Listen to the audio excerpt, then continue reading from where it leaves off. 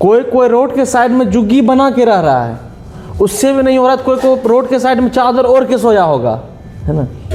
हम भी देखे हैं बहुत ज़्यादा देखते हैं। नफीस जी जी, दुनिया में ऐसा कोई व्यक्तिगत इंसान नहीं है कि जो बिना ठोकर खाए दुनिया में आगे बढ़ाओ जी, या उसके पास दुनिया का ज्ञान आया हो। ऐसा दुनिया में कोई इंसान नहीं है जो कि बिना ठोकर खाए अपने ज़िंदगी में सक्सेस हुआ हो। चाहे वो किसी भी चीज़ का ठोकर हो, इंसान को पैसे का ठोकर हो, बीमारी का ठोकर हो, या इंसान घर की हालात से परेशान हो जी। ऐसा ही अहमियत देख के लोग अपना जज्बात और अपना मेहनत और अपना लगन आगे बढ़ता है। जी, बात तो सही है। आप अक्सर देखे होंगे, मतलब आपने आपके पिताजी की उम्र का, आपके दादाजी की उम्र के, या हमारे पिताजी के उम्र का इंसान का जब पता लगाते हैं हम, क्योंकि हम भी जिस रास्ते में चल रहे हैं हमको भी शौक होता है कि भाई उनके पास इतना दौलत कैसे आया। हम बात तो सही है। हम जो पता लगाते हैं ज़िंदगी में आखिर कि उसके पास हमसे ज़्यादा दौलत कैसे आया।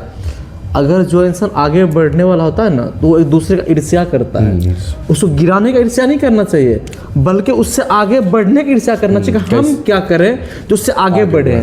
जी, सही बात। जब ये बात मैंने तहकीकात करते हैं, जब एक दूसरे से पता करते हैं, पता है क्या पता निकलता है।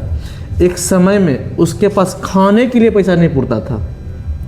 उसी इंसान के बारे में अब अपने पिताजी से पूछिएगा पहले वो इंसान कैसा था, बोलेगा क्या एक समय का रोटी नहीं करता मिलता था उसको। वो इंसान कल हो तुम्हारे घर में काम करता था, हमारे घर में काम करता था, संजोग उसका नसीब ऐसा बन गया आज उतना हाईलाइट है।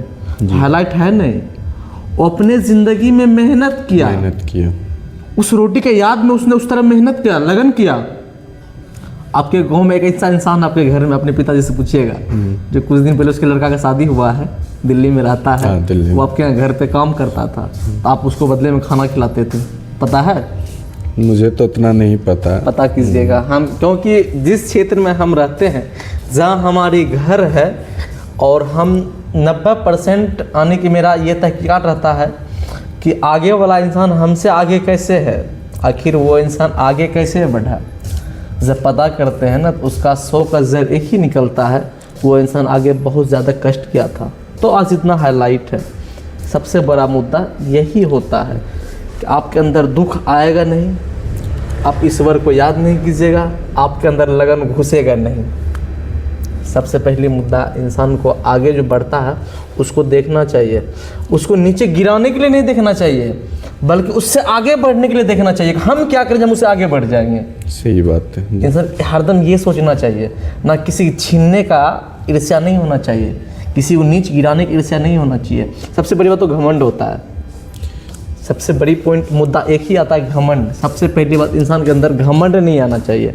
आपके पास कितनों धन दौलत शोहरत है, अगर आपके अंदर घमंड आ जाएगा तो ऊपर वाला कब छीन लेता है, कैसे छीनता है, यह बात कोई नहीं जानता है, रग रग से जानते हैं। इस बात को देखे होंगे। हाँ, देखे हैं, बहुत ऐसा अक्सर होता है, हम भी देखे हैं। इसीलिए इंसान को घमंड नहीं करना चाहिए। सबसे पहले ऊपर वाले का शुक्रगुजार करना चाहिए, जो भी है बहुत है, जितना है उसमें इंसान को खुश रहना चाहिए। ऊपर वाले का नाफरमान नहीं करना चाहिए। आप जितना आपके पास है ना उससे भी कई गुना ज़्यादा नीचे है इंसान।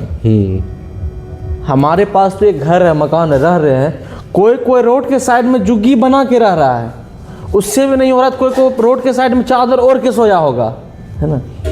हम भी देखे हैं, बहुत ज़्यादा देखते हैं। इसीलिए इंसान का कब क्या हो सकता है, कौन कितना मिनटों में क्या सेकंडों में बर्बाद हो सकता है, ये कोई नहीं देखा है। सारी सबसे पहली बात है इंसान को अपने आप में घमंड नहीं करना चाहिए, पहली बात। ठीक है, फिर हम लोग मिलेंगे नेक्स्ट में। आज का इंटरव्यू समाप्त कीजिए, फिर मिलेंगे।